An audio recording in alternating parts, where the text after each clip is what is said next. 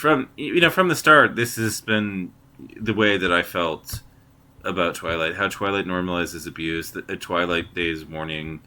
You know, when Twilight by Stephanie Meyer was published in 2005, few could have predicted the wave of popularity and fame it would gain. The series movie's adaptation assured that this supposedly revolutionary love story would influence a generation of teens, but at what cost? Perhaps not through any malicious intent by Meyer, but simply ignorant and thoughtless writing. This story is dangerous. This Valentine's Day we'll be looking at the Twilight series, the action between the characters and romantic relationships, and how these books have tricked a whole generation into ignoring signs of abuse and manipulations that define Bella and Edward's relationship. At first glance, Bella's and Edward's relationship may seem like the typical melodramatic love story, a girl pining after a bad boy that represents the danger and thrill that she lacks in her own life.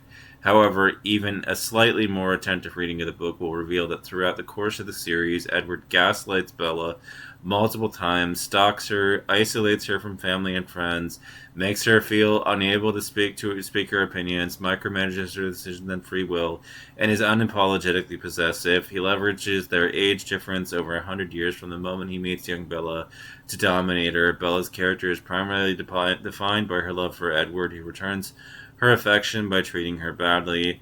One passage from Twilight reads, He lowered the automatic window and leaned towards me across the seat.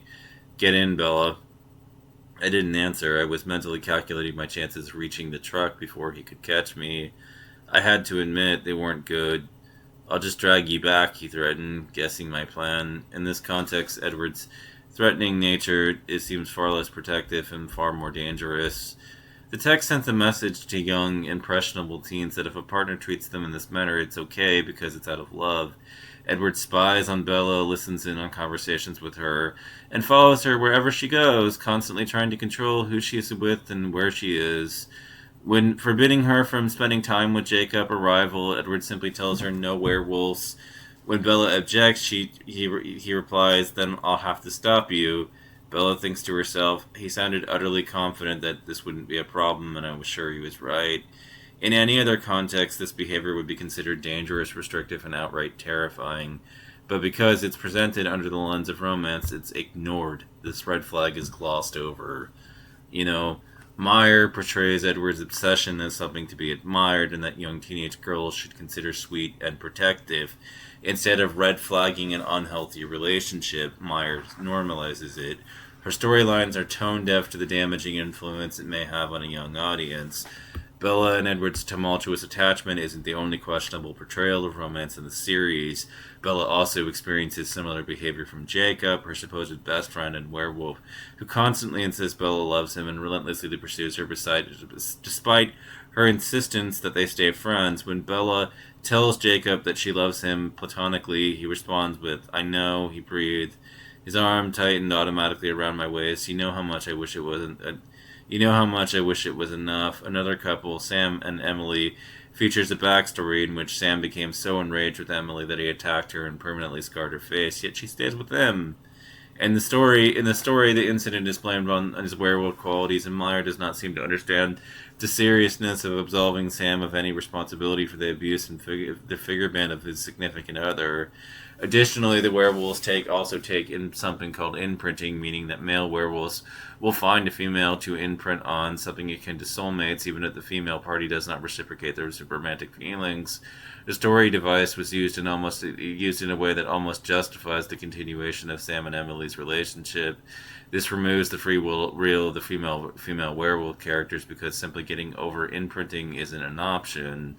In Breaking Dawn, Jacob imprints on Bella's newborn baby, meaning Jacob will be in love and help care for this child until it's old enough for him to marry. In blunt terms, this is child grooming and pedophilia, something that Stephanie Meyer herself does not care to address. The situation of adult falling madly in love with the child isn't even a one-time situation, as it happens with another of Jacob's packmates, Quill, who has imprinted on a toddler. Quill will be the best, kindest big brother that any kid will ever have, Jacob tells Bella, while defending Quill from her judgment. There isn't a toddler on the planet that will be more carefully looked after than that little girl will be. And then when she's older and needs a friend, he'll be more than understanding, trustworthy, and reliable than anyone else she knows. And then when she's grew up, she'll be as happily as Emily and Sam.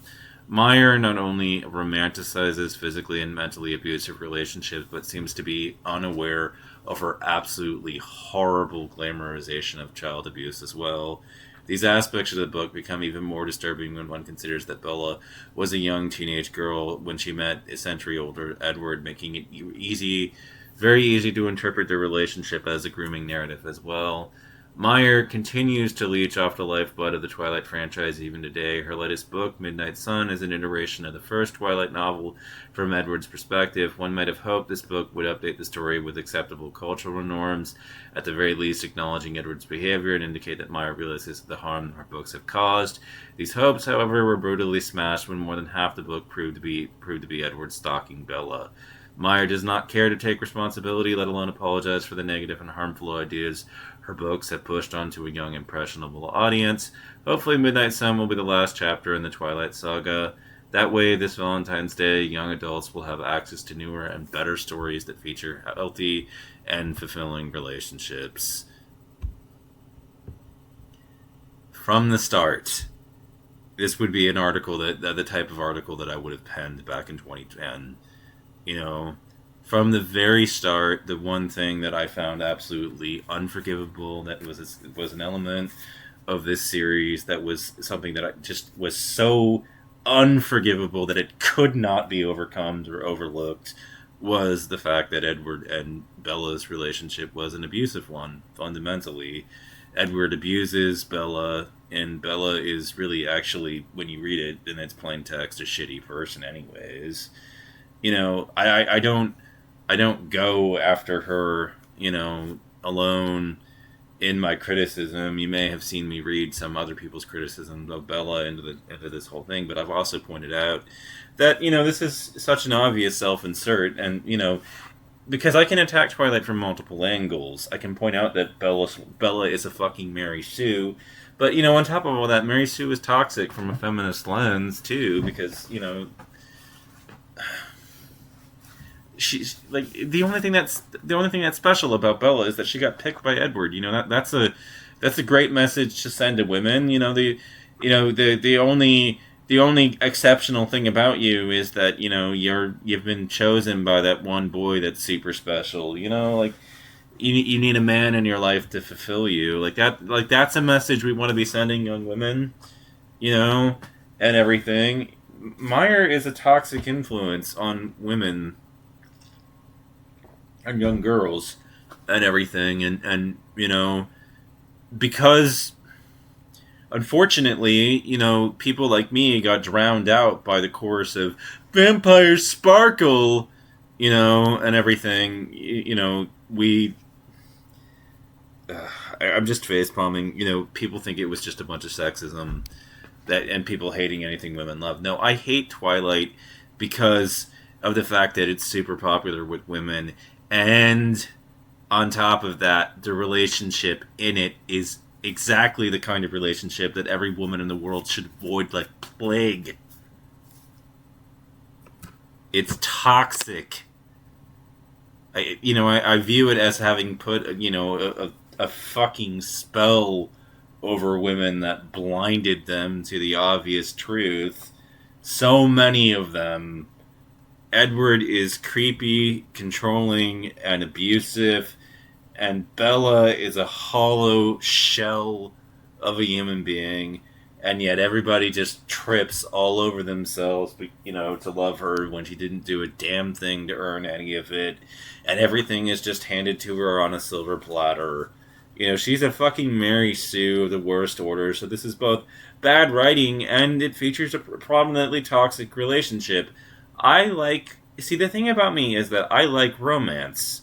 I like a good romance, but I don't like toxicity.